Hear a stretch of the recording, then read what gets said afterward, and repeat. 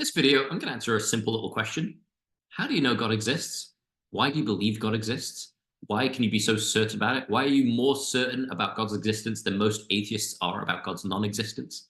I'm going to answer this by using an argument which all the way through school, and I did philosophy up to A-level in really good schools in the United Kingdom, this was never presented as a proposition, what I'm about to share with you. So even if you're well-educated and you're well-read and you've read The God Delusion by Richard Dawkins and you've read all this basic atheist stuff, you probably have never heard the Islamic proposition for why we can be absolutely certain that God exists and why it's actually irrational to claim that God doesn't exist.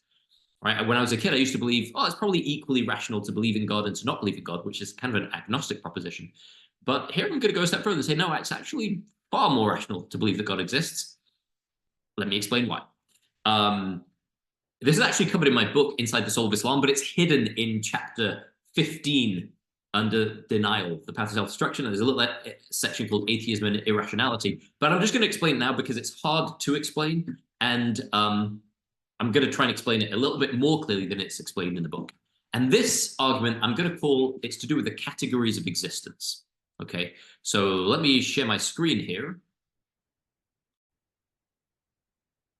Okay, so this is the three categories of existence. So if I was to say something's existence is rationally impossible, right?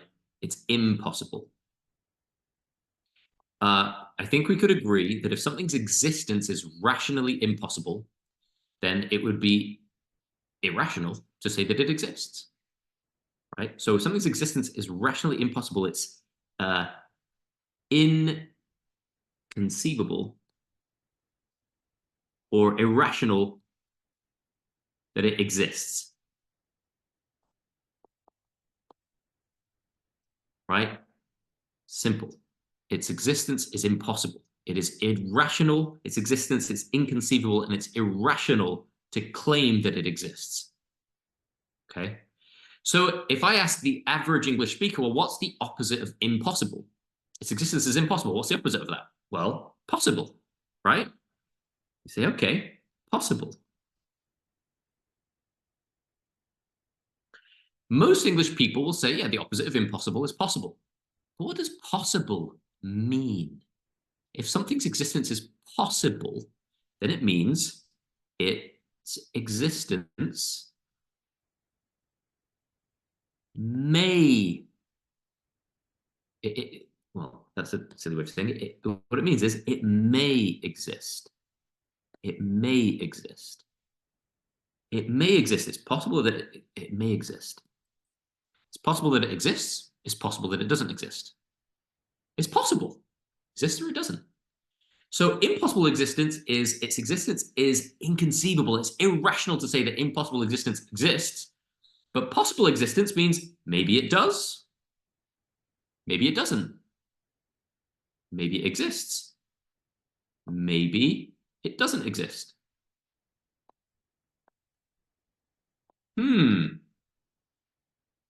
Isn't there something missing here? So impossible is its existence, it definitely does not exist. Possible is maybe it exists, maybe it doesn't. Isn't there something missing? Of course there is something missing. There's a third alternative that I would label as absolute or definite existence. Definite existence. Right? So impossible, its existence is inconceivable and it's irrational and it definitely does not exist. Possible is maybe it exists, maybe it doesn't. Definite existence is its existence. Existence is definite, meaning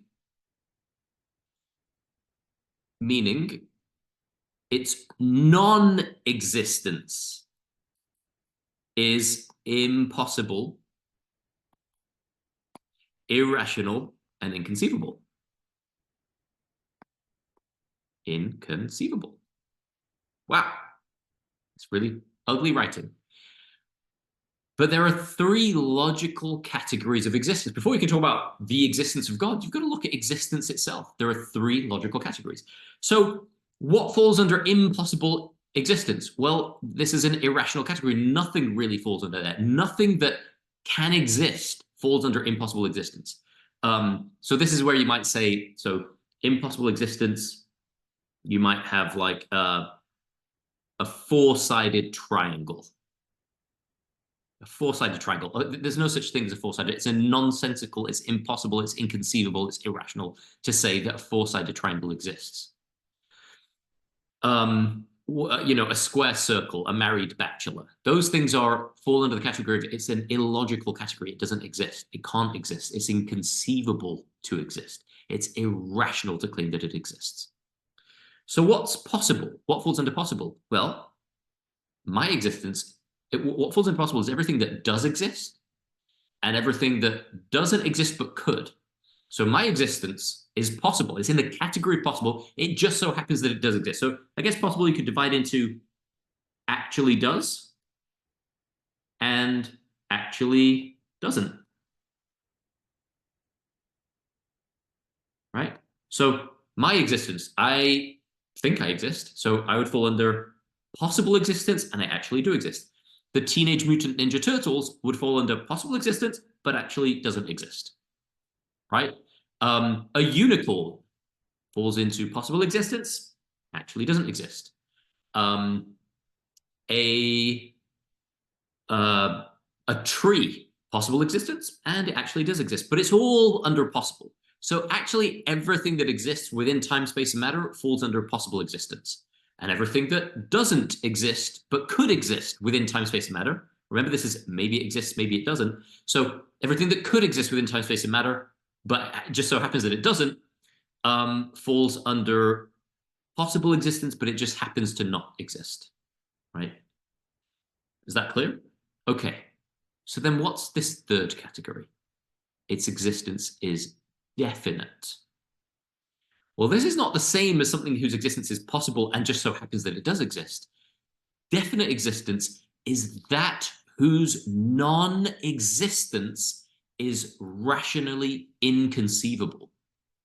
The same way impossible existence is something whose existence is rationally inconceivable, definite existence is something whose non-existence is rationally inconceivable.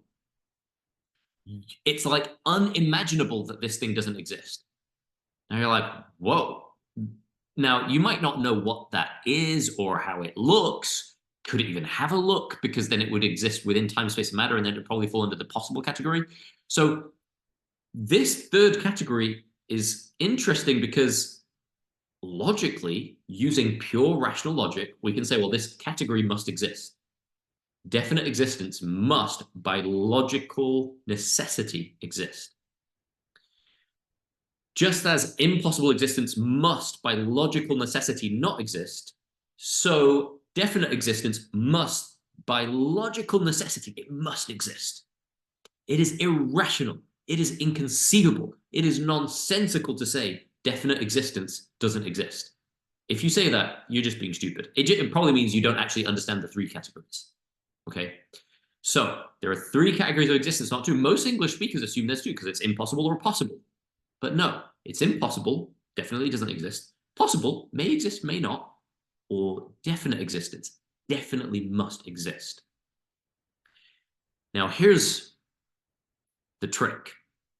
Every single atheist, probably agnostic person on the planet has assumed until now, every argument you've ever heard about God's existence, the fact that you're arguing whether God exists or doesn't exist means the thing that you're arguing about falls under the category of possible existence. And I declare, when I say La ilaha illallah, I am declaring there is no thing worthy of worship whose existence is merely possible. The thing that I worship, that its existence is definite, is absolute, is necessary. Its non-existence is impossible. So what atheists are arguing about, they can keep arguing about because I'm not worshiping what they're claiming. I don't exist. I don't believe in the God that atheists don't believe in. That's not the God that I worship. That's not the God that I believe in. Because that pathetic excuse for a God is a God whose existence is merely possible. That would be an ilah, that would be a deity, that would be an idol, that would be a Father Christmas in the sky who shoots down lightning bolts. That is not, that's something that exists within time, space, and matter. That's something that has a beginning and an end. No, no, no, no, no. That's not what I worship. I worship definite existence who doesn't have a beginning and doesn't have an end. Because if it had a beginning, then there would be a time before it began. And that will move on, we'll bring up in another video. But these are the three categories of existence. By simply acknowledging that there are actually three categories of existence, it means two things. Firstly, I think we can all agree that's pure rationality. If you say that there aren't three categories of existence, then you're probably being irrational, right? So by simply acknowledging the three categories of existence, you're actually acknowledging the Muslim definition of God. You're actually acknowledging that God exists. I'm sorry to break that to you. I'm sorry if that breaks your heart, my dear beloved atheist friends, right? But to claim that definite existence doesn't exist is genuinely irrational. And that's why we would say, that's why somebody who understands this would say atheism is irrational. Well, what that means is to claim that definite necessary existence doesn't exist, that is irrational, right? So impossible existence does not exist. Possible existence may or it may not. And atheists think God is in that category, which is why they're so confused. That's why they're, oh, God exists. Like, the fact that you're putting forward an argument for God not existing means you're not putting God in the category of definite existence. So yes, all atheist arguments are right. You know, if you think about it, this is why Muslims say, look, atheists are saying la ilaha. They're saying there is no God. And we say, yes, la ilaha. None of this possible existence crap, none of that is God. La ilaha illallah. And what is Allah? Definite existence, absolute existence, necessary existence. That whose non-existence is irrational, inconceivable, and impossible. That is the argument of God from the perspective of the three categories of existence. Now, here's the thing. Here's a trick. I once explained this to a really intelligent friend of mine who's an atheist. He was like, well, yeah, okay, I can accept that definite existence exists. But he's like, but is that really God? And I'm like, that's the God I worship. He's like, okay, cool. That's the God you worship. But that sounds so theoretical and so conceptual. What's that got to do with the idea of God as, you know, having power or being loving or being, you know, and I'm like, okay, it's a great question. And we'll address that in the next video. It's like, okay, we can acknowledge definite existence exists, but how can you then jump from that existing to it being God? Well, I say that, firstly, this is my definition of God. This is the definition of God. That whose non-existence is impossible, that who has absolute existence. Secondly, once we acknowledge that God is definite existence, we can now start drawing other conclusions, which we'll address in the next video.